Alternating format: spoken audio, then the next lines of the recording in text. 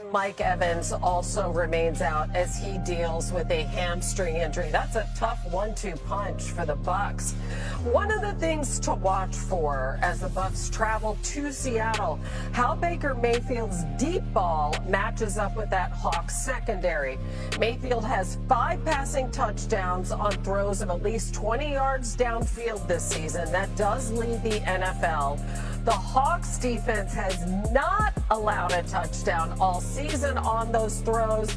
And to boot, they have 2 picks. So how do you see this going for the Hawks defense against that banged up Bucs offense, Swagoo? Yeah, listen, I think this is a big concern, and Bucky Irvin not being in this game gives me a lot of contention when it comes to that front from Seattle. They did a tremendous job against Arizona with getting Kyler Murray on the field, and Mike McDaniel has been really good about has been really good about finding his opportunities to rush and also get Leonard Williams in situations where you can either isolate or have him be a part of the game, as you see here. This is late in the game against Kyler Murray. You see the double linebacker, double C-gap pressure, and they take away what's in the secondary. It goes along with what you said, Hannah. They're not giving up big plays, and they're keeping everything in front of them, and that rush is really going to be a problem. I thought Bucky Irving would alleviate some of that for Baker Mayfield. Baker has done a good job with his legs getting out of pressure at times, and also Bucky Irvin has kind of been the answer to that, especially late last week in that game. You saw them start to get him the ball in the passing game, and he was able to make moves after the catch. But I'm concerned about the Buccaneers this week, especially with this front from Seattle and him not having those easy outlets to turn yards out. Yeah, so for Tampa Bay to play well, they got to win the math game. And Mark is talking about those pressures, and it's really from Seattle's simulated pressures. And the big thing for Tampa, and this is for everybody going against this defense, is like, yes, you want to make sure that in protection you have a guy for a guy.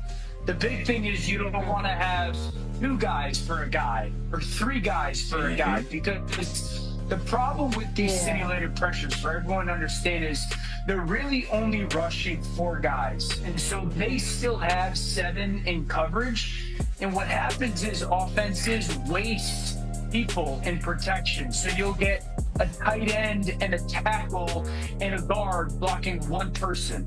And a back and a tackle blocking 1 person. And the reality is, yes, you want to make sure that you're good in your protection, but you really need that tight end in your back to get out, because they're playing zone coverage in the back. They're trying to make sure that they don't give you the throws downfield. And they're also, with those simulated pressures, taking away the short throw, the check down. And so as a quarterback, you're sitting there, there's 7 guys in coverage, you only got 3 people to throw the ball to, and those backs and tight ends aren't blocking anybody. And so, yes, you want a guy for a guy. Don't waste people. So the math part is going to have to be huge for Tampa. Yeah, listen, now we talked on Monday, too, about Seattle, about how much we like this team on both sides of the ball. And, Mina, what Sam Darnold has been able to come in there and do. So what would you like to see from him against that Todd Bowles defense? I'd like to see him come out throwing. Through the first month of this season, Seattle runs the ball at the 2nd highest rate in football on first down. You know what Clint Kubiak wants to do: get under center, outside zone, run game, play action off of that. Problem is, Tampa has a fantastic run defense, and if they get to 3rd down, they have the fifth best pass defense in the NFL. On first down, they're 26th against the pass in EPA per play. And as you saw earlier, they're coming into this game down several starting cornerbacks. I think it would be a mistake to go with a run-heavy approach on early downs in this game, and then you're suddenly in 3rd and long because you ran into a brick wall. Then after the plan for some early down pressures, Bowles is going to throw those at you. But I think Seattle is definitely capable of beating Tampa through the air, but it's got to start on early downs. They cannot wait till 3rd down. Yeah, let's take a look at our picks. And I think Bucky Irving, I know for me, kind of threw me over the top there. We are. Totally. Oh, no. I'm sorry, Mina. We gonged the Dan. Seahawks. I know. Look at Dan. Dan, just look at Dan's final score, and I just want you to know you're going to see that over and over and over today because Dan is If too I could lazy pick to the pick score the of the points. game, I would be having a very different job. Okay, I can't guess the score. Absolutely. This is the only matchup this weekend, by the way, between teams with winning records up to kick off. We have breaking news here on NFL Live, and we are saddened to report the sudden death of Super Bowl champion Arthur Jones, Ravens' former defensive end and the brother of former NFL star Chandler Jones and former UFC champion John Jones. Ravens GM Eric DeCosta released a statement that read in part, "We are terribly saddened to learn of Arthur Jones' sudden passing. His big, bright smile, infectious energy, eternal positivity created a presence that continuously uplifted others, always displaying a love for family, teammates, and friends." And Marcus, I know that he was a teammate of yours in Baltimore. What can you share about Arthur?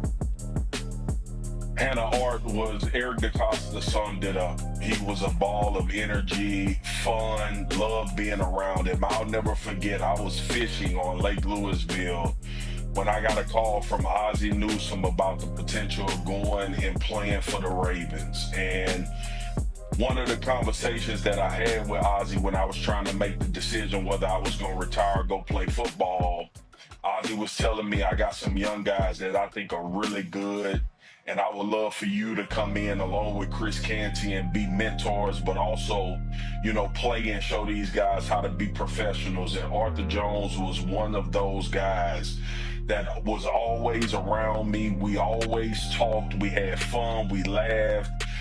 I just gravitated to him because of his infectious personality. And then to go on and play well and get a contract, and we stayed in contact over the years. Every once in a while, he would call me and congratulate me about my daughter. I would tell him his beautiful family and how proud I was of him and all of the things that were transpiring. And it's just one of those moments where it cracks you a little bit, man. And you think about the times that you have with these players and the fun that you have playing football, and then real life hits you in this instance. And I know Arthur has a very supportive family. They were always a close-knit group along with his brother John and Chandler. So I know that there's a lot of support for Arthur's immediate family, his wife and his kids.